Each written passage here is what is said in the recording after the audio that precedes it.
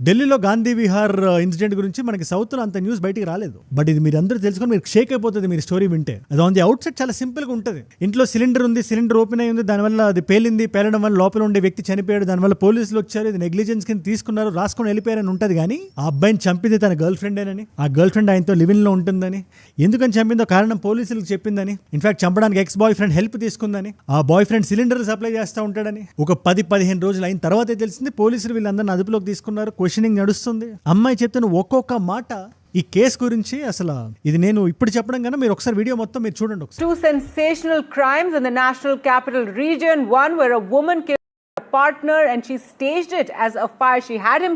నేను మన ఛానల్లో క్రైమ్ని కవర్ చేసిన ప్రతిసారి ఇక్కడ రెస్పాన్సిబుల్గా ఉందామని చూస్తా. అమృత అని ఒక 21 సంవత్సరాల అమ్మాయి, 21 years అమ్మాయికి BSc ఫారెన్సిక్స్ చదువుతుంది. ఈ క్రైమ్ వెబ్ సిరీస్ చూడడం చాలా ఇష్టం అని చెప్పి ఢిల్లీ పోలీసుకి చెప్పింది. తన స్టోరీ మొత్తం చెప్తూ తన లివ్ ఇన్ బాయ్ ఫ్రెండ్ అబ్బాయి పేరు రామ్కేష్, ఆ అబ్బాయిని ఆయన ఇంట్లోనే గొంతు నులిమి చంపేసి ఎక్స్ బాయ్ ఫ్రెండ్ పేరు మళ్ళీ సుమిత్ LPG సిలిండర్లు సప్లై చేస్తుంటాడు అదే ఢిల్లీలో. ఇప్పుడు ఎక్స్ బాయ్ ఫ్రెండ్ ఇంకో ఫ్రెండ్ ఉన్నాడు, ఆయన పేరు సందీప్. ఆయన కూడా ఏదో స్టేట్ గవర్నమెంట్ ఎగ్జామ్ ప్రిపేర్ అవుతున్నాడు. ఆయన ఈ పర్టికులర్ ప్రిపరేషన్ అనే పదాన్ని ఎందుకు ఇన్నిసార్లు వాడతానంటే మొత్తం భారతదేశం మొత్తం ఈ న్యూస్ ప్రింట్ చేసినప్పుడల్లా UPSC ఆస్పిరెంట్ గర్ల్ ఫ్రెండ్ చంపేసింది, ఈ విధంగా చంపింది, ఇలా చేసింది, పగడ్బందీగా చేసిందని వస్తుంది UPSC ఆస్పిరెంట్ అని. అండ్ ఈ కేసు అన్ఫోల్డ్ అయిన విధానం, ఎప్పుడు వీళ్ళిద్దరు పరిచయం అయ్యారు, ఎన్ని నెలలు లివిన్ లో ఉన్నారు, ఎలా ఈ అమ్మాయి ఎక్స్ బాయ్ ఫ్రెండ్ కాంటాక్ట్ చేసిందో, ఇదంతా ఈ వీడియోలో క్లియర్ గా చెప్తా. ఎందుకు ఒక క్రైమ్ జరిగిందంటే అట్టముక్క మీద సెన్సేషనలిజం మాత్రమే కాదు, దాని లోపల మన సొసైటీకి అది అద్దం పెట్టి చూపిస్తుంది. మనం నేర్చుకోవాల్సిన విషయాలు అందులో చాలా ఉంటాయి, మన జీవితాన్ని బెటర్ చేయడానికి, మనం జాగ్రత్తగా ఉండడానికి. ఈ హ్యూమన్ సైకి ఎలిమెంట్ ఉంటుంది కదా, దాన్ని మీ అందరికీ అర్థమయ్యేలా చెప్దాం అనుకుంటున్నాను. ఈ సంవత్సరం UPSC సుమారు 10 లక్షల మంది అప్లై చేశారు, కొన్ని వందల పొజిషన్స్.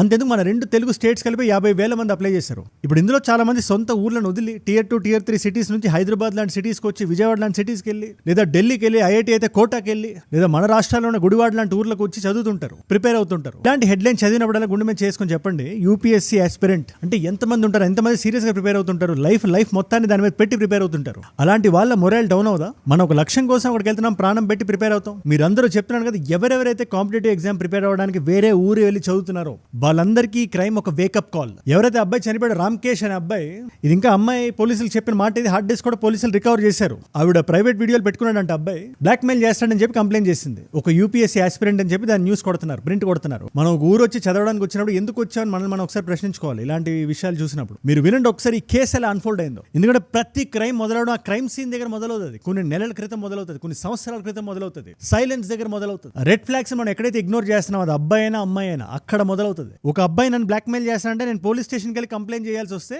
ఆ పోలీసులు నన్ను జడ్జ్ చేస్తారు, సొసైటీ జడ్జ్ చేస్తారు అని చెప్పి వెళ్ళి చంపేయడం ఉంటుంది చూసారా, దానికన్నా ఇదే బెటర్ అని. అక్కడ ఆ థాట్ వచ్చిన దగ్గర మొదలవుతుంది ఈ క్రైమ్. ప్రైవసీ అనే పదం ఒక రిలేషన్షిప్ లో కూడా ఎంత ఇంపార్టెంట్ ఇవాళ మీకు అర్థం అవుతుంది. రామ్కేష్ అమృత ఇన్సిడెంట్ గురించి మీరు వింటే ఇట్స్ వెరీ ఇంపార్టెంట్. అండ్ ఇలాంటి ఇంపార్టెంట్ వీడియోస్ నా సైడ్ నుంచి మీకు రోజు కొట్టి వస్తుంది. అండ్ క్రైమ్ లాగే చెప్పడం కదా, క్రైమ్ మన జీవితంలో ఒక రాకుండా ఉండాలంటే మనం ఏం చేయాలి, దాని నుంచి మనం ఏం నేర్చుకోవచ్చు, మీ అందరికీ డీటెయిల్ గా క్రిస్టల్ క్లియర్ గా చెప్పే పూచి నాది. ఆన్ ఎ డైలీ బేసిస్ మన తెలుగు స్టేట్స్ లో ఏమవుతున్నా, నేషనల్ లెవెల్లో ఏమవుతున్నా, ఇంటర్నేషనల్ గా జియో పొలిటికల్ గా ఏమవుతున్నా కూడా దాన్ని అందరికీ అర్థమయ్యే భాషలో ఒక 10-15 నిమిషాలు వీడియో చేసి మీ ముందు పెట్టేస్తాను. అండ్ ప్రతి ఇన్సిడెంట్ కి అప్డేటెడ్ వీడియోస్ కూడా వస్తుంటాయి. ఇప్పుడు ఆ వీడియోస్ మీరు మిస్ అవ్వకుండా ఉండాలంటే కింద కనబడే సబ్స్క్రైబ్ బటన్ నొక్కి పెట్టేసుకోండి.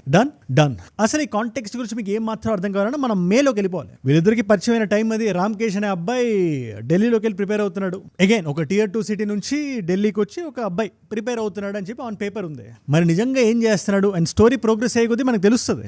నార్త్ ఢిల్లీలో గాంధీ విహార్ అని ఒక ఏరియా ఉంటుంది. అందులో ఒక బిల్డింగ్ లో 4th floor లో ఈ బ్లాక్ లో ఒక చిన్న ఇల్లు, చాలా చిన్న ఇల్లు. డోర్ ఇట్లా ఓపెన్ చేసామో మనకు ఒక రూమ్ వస్తుంది, ఒక కిచెన్ వస్తుంది, ఒక బాత్రూమ్ ఉంటుంది. మోస్ట్ ఆఫ్ ఇట్ ఎవరైతే అక్కడ IAS ప్రిపేర్ అవడానికి వస్తారో అలాంటి రూమ్స్ లో ఉంటారు UPSC ప్రిపరేషన్ వచ్చిన వాళ్ళందరూ. ఇప్పుడు ఆ వ్యక్తికి అమృత అనే అమ్మాయితో పరిచయం ఏర్పడుతుంది. ఇప్పుడు ఈ అమ్మాయి UPSC ప్రిపేర్ అవ్వట్లా, BSc చేస్తుంది ఫారెన్సిక్స్ లో.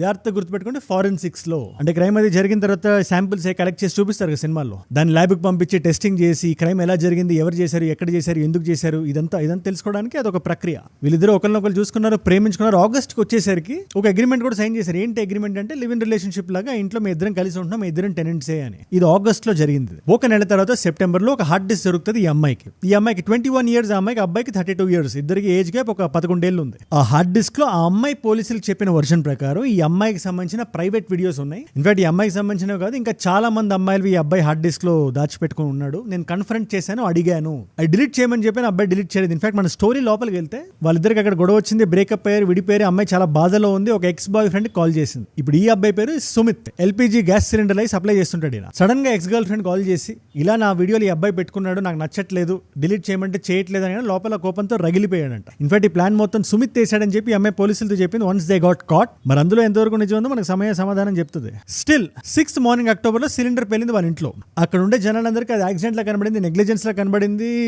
పైన సౌండ్ వచ్చింది, పోలీసులు కాల్ చేశారు, పోలీసులు వచ్చారు, ఇల్లు ఓపెన్ చేశారు, చూసారు. ఇల్లు ఓపెన్ చేసినప్పుడు కూడా లోపల నుంచి లాక్ అయ్యి ఉంది. ఇల్లు చూస్తే లోపల మొత్తం తగలబడిపోయింది. సిలిండర్ పక్కన ఈ రామ్కేష్ పడిపోయి ఉన్నాడు. రామ్కేష్ బాడీ కూడా కంప్లీట్ గా చారైపోయి ఉంది. ఆన్ ది అవుట్ సైడ్ ఎవరికైనా ఇది యాక్సిడెంట్ అని అనిపిస్తుంది. పోలీసులు కూడా అలాగే చూశారు దీన్ని. బట్ ఎక్కడో పోస్ట్ మార్టం పంపించిన తర్వాత ఇది కనబడినంత బ్లాక్ అండ్ వైట్ ఇష్యూలా లేదు, ఏదో గొంతు దగ్గర ఏదో ఇష్యూస్ ఉన్నాయి అని చెప్పి ఇంటికి కాల్ చేసి అడిగారు, మీకు ఎవరి మీద అనుమానం ఉందా అని. ఇప్పుడు ఇంట్లో ఉన్న వాళ్ళు ఈ అబ్బాయి ఎవరితో అయితే రిలేషన్షిప్ లో ఉన్నాడో ఆ అమ్మాయి మీద మాకు చాలా డౌట్ గా ఉంది, ఒక్కసారి మీరు అడగండి. ఇదైతే జస్ట్ మాకు సిలిండర్ పేలినట్టు అయితే మాకు అనిపించట్లేదు. ఇది ఇంట్లో వాళ్ళు చెప్పిన మాట. ఇప్పుడు ఈ పాయింట్ తీసుకొని ఇంటి చుట్టూ ఉండే సీసీటీవీ ఫుటేజ్ మొత్తం చూస్తే ఆ రోజు అర్ధరాత్రి, ఎప్పుడు 6th morning police station complaint వచ్చింది కదా, 6th ఎర్లీ మార్నింగ్. ఆ రోజు రాత్రి అంటే 5th అర్ధరాత్రి, అది 6th early morning hours 2:20 PM కి ఇద్దరు మాస్క్ వేసుకొని లోపలికి రావడం చూశారు పోలీసులు. అండ్ దెన్ 2:57 కి అందులో ఒక అబ్బాయి మాస్క్ వేసుకొని వెనక్కి వెళ్ళిపోయాడు. ఇది జరిగిన కాసేపటికి ఒక అమ్మాయి ఇంకొక అబ్బాయి మాస్క్ వేసుకొని వెనక్కి వెళ్ళడం గమనించారు. मुंह ढका था, रुमाल से बांध रखा था. ఇప్పుడు ఇంట్లో వాళ్ళు చెప్పిన కంప్లైంట్ ప్రకారం ఈ అమ్మాయి సెల్ టవర్ ఎక్కడ ఉంది, సెల్ ఫోన్ సిగ్నల్స్ ఎక్కడ ఉన్నాయి అని చూస్తే అక్కడే విహార్ దగ్గర ఉంది. ఎక్కడైతే ఇల్లు ఉందో అక్కడ అమ్మాయి సిగ్నల్ మ్యాచ్ అయింది. ఆ అమ్మాయిని వెళ్ళి మొరాదాబాద్ వెళ్ళి పట్టుకున్నారు. పట్టగానే అమ్మాయి మొత్తం ఓపెన్ అప్ అయిపోయింది. ఇదిగోండి సుమిత్, అదిగోండి సందీప్, మేము ముగ్గురే కలిసి ఇది మొత్తం ప్లాన్ చేసి పకడ్బందీగా చేసాం అని చెప్తే వాళ్ళిద్దరిని కూడా వెళ్ళి న్యాప్ చేసి తీసుకొచ్చారు. ఇక్కడ వీళ్ళు చెప్పిన స్టోరీ ఏదైతే ఉందో అది మొత్తం భారతదేశాన్ని షాక్ చేసింది. ఇది అమ్మాయి చెప్తున్న వర్షన్. నేను ఆ రోజు ఆ ఇంట్లోనే ఉన్నాను. సుమారు తెల్లవారుజామున 2:30కి వాళ్ళిద్దరు ఇంటికి వచ్చారు. గొంతు నులిమి రామ్కేష్ ని చంపేశారు. తర్వాత మందు, ఆల్కహాల్, ఈ నెయ్యి ఉంటది కదా, ఘీ, ఈ రెండు వేసి మొత్తం బాడీని ఇంట్లోనే తగలబెట్టేశాం. తర్వాత పక్కన గ్యాస్ సిలిండర్ నీట్ గా ప్లేస్ చేసి దాన్ని ఓపెన్ చేసి ఫస్ట్ సందీప్ వెళ్ళిపోయాడు. తర్వాత గేట్ ఏదైతే ఉంటుందో దానికి ఒక చార్ లాంటిది ఉంటుంది. చార్ ఇప్పుడు మస్కిటోస్ రాకుండా ఉంటది కదా, దాన్ని కట్ చేసి బయటకు వెళ్ళి చేయి బయట నుంచి లోపల పెట్టి గొల్లం పెట్టి మేము ఎదురు వెళ్ళిపోయాం. మేము దీని అంతటికీ కారణం ఆయన వీడియోస్ డిలీట్ చేయకపోవడమే. ఇన్ఫాక్ట్ నాకు ఈ వెబ్ సిరీస్లు ఇవన్నీ ఉంటాయి కదా, క్రైమ్ సిరీస్లు, ఇవన్నీ చూసే అలవాటు ఉంది. నేను తప్పించుకోవచ్చు అని చెప్పి చేసిందని చెప్పి అమ్మాయి చెప్తుంది ఇక్కడ. First, a 21-year-old forensic science student, Amrita Chauhan, friend, she body and then try to stage it as a cylinder blast. Again ఇది పోలీసులు చాలా చాకచక్యంగా పట్టుకున్నారు అనడానికి ఏం లేదు. ఇక్కడ జస్ట్ సీసీటీవీలో కనబడ్డారు, అమ్మాయి సెల్ టవర్ మ్యాచ్ చేశారు, ఇంట్లో వాళ్ళు అనుమానం వ్యక్తం చేశారు, దాని ద్వారా పట్టుకున్నారు. బట్ ఇక్కడ క్రైమ్ మనకి ఎంత జుబుక్సాకరంగా కనబడినా కూడా, ఎవరిని తప్పుపడ్డాలో అర్థం కాకపోయినా కూడా, ఇప్పుడు అమ్మాయిది తప్పు కాదు అంటే చాలా తప్పు. అది ఎవరికైనా 2 ఆప్షన్స్ ఉంటాయి. వాళ్ళని ఎవరైనా బ్లాక్మెయిల్ చేస్తున్నప్పుడు మొదటిది సైబర్ క్రైమ్ వెళ్ళి కంప్లైంట్ చేయడం. డిజిటల్ ఫోరెన్సిక్స్ కి సంబంధించి ఉంటే అబ్బాయిల మీద చాలా స్ట్రిక్ట్ యాక్షన్ ఉంటుంది. ఇది మన రాజ్యాంగం మనకి ఇచ్చిన హక్కు. అది కాకపోతే ఇవాళకి అమ్మాయిల మైండ్ లో అది ఉంటుంది కొంచెం. నేను వెళ్ళి నిజంగా కానీ కంప్లైంట్ చేస్తే నన్ను జడ్జ్ చేస్తారేమో, లేదా సొసైటీ నన్ను ఎలా చూస్తుందో అని ఎక్కడో కొంచెం ఇది ఉంటుంది కదా. అట్ ద సేమ్ టైం అలా జడ్జ్ చేస్తారని చెప్పి మనిషి ప్రాణాలు తీసేస్తారా? ఒక నిండు ప్రాణం బలైపోయింది కదా ఇవాళ.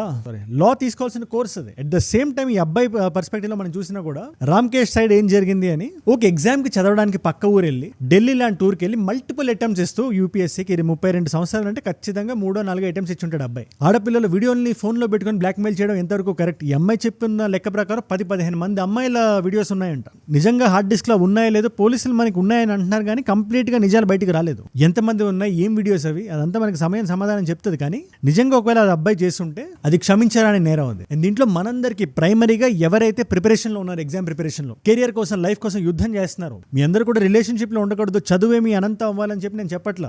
అది ఎవరికి వాళ్ళ పర్సనల్ చాయిస్. అది కాకపోతే మీరు రిలేషన్షిప్ లో ఉన్నప్పుడు తీసుకున్న ఫోటోలు కానీ వీడియోలు కానీ బ్రేకప్ అయిన తర్వాత డిలీట్ చేయకపోతే ఆ ట్రస్ట్ అని మీరు బ్రేక్ చేసినట్టే. బ్రేకప్ అయిన తర్వాత అయినా ఒక అబ్బాయి అయినా అమ్మాయి అయినా అవతల వాళ్ళ ఫోటోలు వీడియోలు వాళ్ళ అనుమతి లేకుండా, వాళ్ళకి ఇష్టం లేకుండా మీరు రికార్డ్ చేస్తున్నారంటే అక్కడ ఎక్కడో తప్పు ఉంది. మీరు ప్రస్తుతానికి రిలేషన్షిప్ లో ఉన్నా కూడా మీరు దాన్ని క్వశ్చన్ చేయండి. రెడ్ ఫ్లాగ్ వచ్చేదాకా మీరు వెయిట్ చేయకండి. బార్డర్ దాటేదాకా, క్రైమ్ జరిగేదాకా కాదు మనం వెయిట్ చేయాల్సింది. మనం ఆదిలోనే తుంచాలి. దాన్ని క్వశ్చన్ చేయండి, అడగండి. రెండో పాయింట్, ఒకళ్ళు మనం నిజంగా బ్లాక్మెయిల్ చేస్తున్నారంటే మనం భయపడే అయ్యే కొద్దీ వాళ్ళకి ఎక్స్ట్రా ఇంజిన్ ఆయిల్ వేస్తున్నట్టు, వాళ్ళకి ఇంకా బలాన్ని పవర్ని ఇస్తున్నట్టు. The moment you snap out, వెళ్ళి కంప్లైంట్ చేస్తే ఎవరికైతే చెప్తానని చెప్పి బ్లాక్మెయిల్ చేస్తున్నాడు ఆ వ్యక్తికి వెళ్ళి మనం చెప్తే అది మన పేరెంట్స్ అయి ఉండొచ్చు, పోలీసులు అయి ఉండొచ్చు. ఏముంది జడ్జ్ చేస్తారని భయపడ్డం మనకి ఒక రోజు 2 రోజులు ఉంటుందేమో. బట్ అలా చేయకుండా మీరు ఏదైనా క్రైమ్ చేస్తే అది మీ జీవితం మొత్తం మీ మెడకి చుట్టుకుంటుంది. మూడోది, ప్రైవసీ కన్నా ఏది ఎక్కువ కాదు. అన్ప్రొటెక్టెడ్ డివైస్ లో మీ ఫోటోల్ని వీడియోని అలా బయట పెట్టుకోవడం చాలా తప్పది. ముఖ్యంగా ఆడపిల్లలకి చెప్తున్నాను నేను, బీ వెరీ కేర్ఫుల్. అండ్ ముఖ్యంగా ఇలాంటి రిలేషన్షిప్ లో మీరు ఎవరైతే ఫ్రెండ్స్ ఎవరైతే ఉన్నారో, పియర్ గ్రూప్, అది అబ్బాయికైనా అవనండి అమ్మాయికైనా అవనివ్వండి, ఇలాంటి టాక్సిసిటీని కానీ మీరు కానీ గమనిస్తుంటే మీరు ఆ నిప్పులు ఆద్యం పోయకండి. మీరు అల్టిమేట్లీ ఫ్రెండ్స్ అంటే ఎవరు? ఆ వ్యక్తి బాగుని కోరుకునే వాళ్ళే కదా. మీరు అక్కడ సైలెన్స్ మెయింటైన్ చేయడం తప్పు, భయపడమని దాక్కోమని చెప్పడం ఇంకా తప్పు. కన్ఫరెంట్ చేయమని చెప్పండి, అడగమని చెప్పండి. ఇన్ఫాక్ట్ మీరు వెళ్ళి పక్కన నిలబడండి. అండ్ ఈ కేసులో అమ్మాయి కూడా 21 సంవత్సరాల అమ్మాయికి చంపేద్దాం అనే థాట్ ఎందుకు వచ్చింది? అది ఎంతవరకు కరెక్ట్? అది ఎవరైనా అవనివ్వండి. ఇక్కడ అమ్మాయి చేసింది ముమ్మాటికి తప్ప, అమ్మాయిని వెనకేసుకొని రాకూడదు. 100% మన సొసైటీలో ఉండే ఫ్రేమ్ వర్క్ మనం ఇంకా బెటర్ చేయాలి. అది ఎలాగో గవర్నమెంటల్ స్ట్రక్చరల్ రిఫార్మ్స్ ఎలా తీసుకురావాలో నేను మీకు ఈ వీడియోలో చెప్తా. అమ్మాయికి వేరే ఆప్షన్ లేదు అనుకోవడం కూడా చాలా తప్పది. మన సొసైటీ కూడా ఇలాంటి క్రైమ్ జరిగినప్పుడు చాలా లైట్ తీసుకుంటాం మనం. క్రైమ్ కదా, ఆ వ్యక్తి తప్పు, ఆ వ్యక్తి మెంటాలిటీ తప్పు అని. ఓకే, వాళ్ళు తప్పే, కానీ ఇలాంటి క్రైమ్ నుంచి మనం ఏం నేర్చుకోండి, ఈ సొసైటీలో ఇలాంటివి జరగకుండా మనం ఏం చేయాలి అని మనల్ని మనం ఒక్కసారి క్వశ్చన్ చేసుకుంటే, నిజంగా మన స్కూల్స్ లో డిజిటల్ ప్రైవసీ గురించి కానీ డిజిటల్ కన్సెంట్ గురించి కానీ మన పిల్లలకు మనం చెప్తున్నాం. ఇవాళ డే అండ్ ఏజ్ లో every child has a cell phone in their hand. మనకి నచ్చినా నచ్చకపోయినా it has become a part of our life. ప్రతి ఒక్కరి చేతిలో ఉంది. అలాంటప్పుడు స్కూల్కి వెళ్ళినప్పుడు కరికులంలో మనం ఎందుకు పెట్టట్లేదు? రోజులు మారే కొద్దీ మన కరికులం బెటర్ చేసుకుంటూ వెళ్ళాలి కదా. మన రాజ్యాంగంలో సెక్షన్ 66E అంటే ఏంటో నేర్పండి, 67A అంటే ఏంటో నేర్పండి. అనుమతి లేకుండా వీడియోని కానీ ఫోటోని కానీ రికార్డ్ చేయడం పనిషబుల్ అఫెన్స్ అని చెప్పండి. ప్లస్ చాలా టర్మ్స్ అయి ఫ్లోట్ అవుతున్నాయి ఈ మధ్యన. అందులో సగం వర్డ్స్ నాకు అర్థం కావు. నాకు సిచ్యువేషన్షిప్ అని, బెంచింగ్ అని, యూనో ఇంకేదో టర్మ్ కూడా ఉంది, వీకెండ్ లివ్ ఇన్ అని. ఇన్ని రకాల రిలేషన్షిప్స్, ఒక ఇంటర్పర్సనల్ బాండ్ ఒక అమ్మాయికి అబ్బాయికి మధ్యలో ఉందంటే మెంటల్ హెల్త్ ఏ లెవెల్కి వెళ్తుంది? అందుకని మనం దానికి అడాప్ట్ అయ్యి మనం పిల్లలకి ఎలా మెంటల్ గా స్ట్రాంగ్ ఉండడానికి మనం ఏం చేయాలి, స్కూల్స్ లో అబ్సెషన్ గురించి, జెలసీ గురించి ఎలా నేర్పాలి. అంతెందుకు ఆడపిల్లలు వెళ్ళి కంప్లైంట్ చేయాలంటే సరే హ్యూమిలేటెడ్ గా ఫీల్ అవుతున్నారు కదా, అది మనకు సోషల్ మార్కెట్ గ్యాప్ లా కనబడుతుంది మనకి. అది అవునా? అది ఇమీడియట్ గా టక్ అంటే వెళ్ళిపోతుంది. ఇవాళకి ఒక ఆడపిల్ల పోలీస్ స్టేషన్కి వెళ్ళాలంటే కొంచెం భయపడుతుంది. ఎవరైనా హెరాస్ చేస్తారన్నా, స్టాకింగ్ చేస్తారన్నా కొంచెం లోపల ఉంటుంది కొంచెం. అలాంటప్పుడు మన పోలీస్ స్టేషన్స్ లో అనానమస్ డిజిటల్ కంప్లైంట్ పోర్టల్స్ మనం ఎందుకు పెట్టట్లేదు? మన ఎంటైర్ పోలీస్ ఈకో సిస్టమ్ కరికులంలో మనం ఒక పోర్షన్ ఎందుకు పెట్టట్లేదు? ఇలాంటి సిచ్యువేషన్స్ ఇలా డీల్ చేయాలి అని. ఇదంటే ఎక్స్ట్రీమ్ కేస్ కానీ స్టాకింగ్ కంప్లైంట్ వచ్చినా కూడా, ఈవ్ టీజింగ్ గురించి ఏమైనా కంప్లైంట్ వచ్చినా కూడా ఆడపిల్లలు వచ్చి కంప్లైంట్ చేయగలగాలి ధైర్యంగా. ఈ అమ్మాయికి ఇంత క్రూరమైన మైండ్ సెట్ రావడం, వెళ్ళి తగలబెట్టేద్దాం బాడీని, అబ్బాయి నా ఇంట్లోనే అని చెప్పి ఆ మైండ్ సెట్ కి నాకు ఎటువంటి సొల్యూషన్ రావట్లేదు. ఎంత ఆలోచించినా కూడా దానికి మీరు ఏమంటారు? బికాస్ 100% ఆ అమ్మాయి చెప్పింది నిజమైతే అమ్మాయి కంప్లైంట్ చేసి ఉండాలి. అఫ్ కోర్స్ మన సిస్టమ్ ఇంకా బెటర్ అవ్వాలి, కానీ మరీ చెప్పలేనంత స్థితిలో అయితే లేదు కదా, వెళ్ళి అబ్బాయిని చంపేసే అంత స్థితిలో అయితే లేదని నేను భావిస్తాను. దీని మీద మీరు ఏమంటే నాకు కింద కామెంట్స్ లో రాయండి. దయచేసి అబ్బాయి అమ్మాయి సైడ్స్ తీసుకోకుండా మనం చాలా న్యూట్రల్ గా ఆలోచించాలి. మనం ఇద్దరికి ఒకరికొకరు మనం కావాలి. సొసైటీ నిలబడాలన్నా, ముందుకు వెళ్ళాలన్నా. మీరు ఏ కుటుంబంలో ఉన్నా కంప్లీట్ అబ్బాయిలు ఉండే కుటుంబం ఏదైనా ఉంటుందా, లేదా కంప్లీట్ అమ్మాయిలు ఉండే కుటుంబం ఏదైనా ఉంటుందా? ప్రతి కుటుంబంలో అందరికీ అక్కలు ఉంటారు, చెల్లెలు ఉంటారు, అన్నయ్యలు ఉంటారు, తమ్ముళ్ళు ఉంటారు, బాబాయిలు ఉంటారు, తల్లి ఉంటుంది, తండ్రి ఉంటాడు. ఒక ఫ్యామిలీ, ఒక ఇకో సిస్టమ్ నిలబడాలంటే ఇద్దరు ఉండాలి కదా. మరి అలాంటప్పుడు ఇలాంటి సొల్యూషన్ ఇద్దరు కలిపి ముందుకు రావాలి. అప్పుడే ఆన్సర్లు బయటకు వస్తాయని నేను నమ్ముతా పర్సనల్ గా. ఓకే, ఇవాళ మల్టిపుల్ చాయిస్ క్వశ్చన్ మీ అందరికీ. ఒకవేళ కానీ రాజ్యాంగాన్ని స్టేట్ లో సరిగ్గా ఫాలో అవ్వకపోతే ఆ రాష్ట్రంలో మనం ప్రెసిడెంట్స్ రూల్ పెట్టొచ్చు. అలా పెట్టొచ్చు అని మన రాజ్యాంగంలో చెప్తున్న ఆర్టికల్ ఏది? Option A section 352, option B section 356, option C section 401, option D section 370. తెలిస్తే సమాధానం కింద రాయండి. తెలుసుకుందాం అనుకుంటే ఇన్స్టాగ్రామ్ కి వచ్చేసండి. మీలో లాయర్స్ ఎవరు ఉంటే టక్ అని చెప్పేస్తారు. బట్ స్టిల్ అజయ్ ఫ్రమ్ ఏజుడ్ అని ఉంటుంది. అజయ్ ఫ్రమ్ అని రాస్తుంటే పక్కన వచ్చేస్తే it's verified profile, tick mark ఉంటుంది, 1+ మిలియన్ ఫాలోవర్స్ ఉంటారు. మీరు టక్ అని వచ్చేయచ్చు. అక్కడ ఇలాంటి వీడియోస్ ని రీల్స్ లా చూడాలన్నా, నా లైఫ్ లో నా చుట్టూ ఏమైనా జరుగుతున్నా, ఏదైనా వీడియో ఐడియా టాపిక్ నాకు ఇద్దాం అనుకున్నా, లేటెస్ట్ న్యూస్ ని మీరు స్టోరీస్ లో చూద్దాం అనుకున్నా, ఇట్స్ అ గ్రేట్ ప్లేస్. ఒకవేళ అక్కడ లేకపోయినా కూడా ఆన్సర్స్ ని ఏజుడ్ రీల్స్ అని మన టీం నడుపుతున్న పేజెస్ అక్కడ పెట్టేయమంటాం. అండ్ ఏజుడ్ గ్లోబల్ మీ నాన్ తెలుగు ఫ్రెండ్స్ కి నాకైనా వీడియోస్ మీరు షేర్ చేద్దాం అనుకున్నా, ఏజుడ్ అన్ఫిల్టర్డ్ లో లైఫ్ స్టైల్ రిలేటెడ్ టాపిక్స్ ఏమైనా మీరు చూద్దాం అనుకున్నా కూడా ఇట్స్ మీరు ఖచ్చితంగా మీరు ఫాలో అవ్వండి. అండ్ ఇలాంటి టాపిక్ లో క్రైమ్ మాత్రమే, సెన్సేషనలిజం మాత్రమే కాకుండా నేను వీడియో బిగినింగ్ లో చెప్పినట్టు దాని నుంచి మనం సొసైటీగా ఏం నేర్చుకోవచ్చు అనే ఒక పర్స్పెక్టివ్ మీ ముందు పెట్టే ప్రయత్నం చేస్తున్నాను నేను. అన్ని టాపిక్స్ మీద వస్తాయి అలాంటి వీడియోస్. అది మన కర్నూలులో జరిగిన బస్ ఇన్సిడెంట్ అవనివ్వండి, ప్రస్తుతానికి మనకు నడుస్తున్న సైక్లోన్ మొంతా అవనివ్వండి, లేదా ఇలాంటి క్రైమ్ అవనివ్వండి, ఇంటర్నేషనల్ జియో పాలిటిక్స్ అవనివ్వండి, దేన్ని మనం మిస్ చేయం. రోజు ఒక వీడియో, ఒక నాలెడ్జ్ పిల్. అలాంటి నేను వీడియో పెట్టగానే మీ దాకా రావాలంటే కింద కనబడే సబ్స్క్రైబ్ బటన్ నొక్కి పెట్టేసుకోండి. డన్. మీకోసం 2 వీడియోస్ పెడుతున్నాను ఇక్కడ. ఈ వీడియో జియో పొలిటికల్ వీడియో. ఇది మోదీ గారు సిఐఏ అటెంప్ట్, SCO ఇదంతా మీరు వింటున్నారు కదా, ఏంటి అది అని క్లారిటీ రావంటే ఆ వీడియో ఇక్కడ ఉంది. లేదు ఈ సైక్లోన్ గురించి నేను తెలుసుకుందాం అనుకుంటున్నా, ఏం నడుస్తుంది అంటే మొత్తం టాప్ టు బాటమ్ ఒక వీడియో చేశాను. ఆ వీడియో ఇక్కడ ఉంది. మీకు ఏ వీడియో ఇంట్రెస్ట్ ఉంటే ఆ వీడియోని చూడండి. నేను మళ్ళీ మిమ్మల్ని రేపు కలుస్తా. మనందరం కలిసి పెరగాలి, కలిసి ఎదగాలి. Let us all grow together. Let us all rise together. Rise above ignorance, rise above arrogance, rise above hate. ఏజుడ్ అంటే మనం. జై హింద్, జై భారత్, జై ఆంజనేయ. ఓం నమః శివాయ.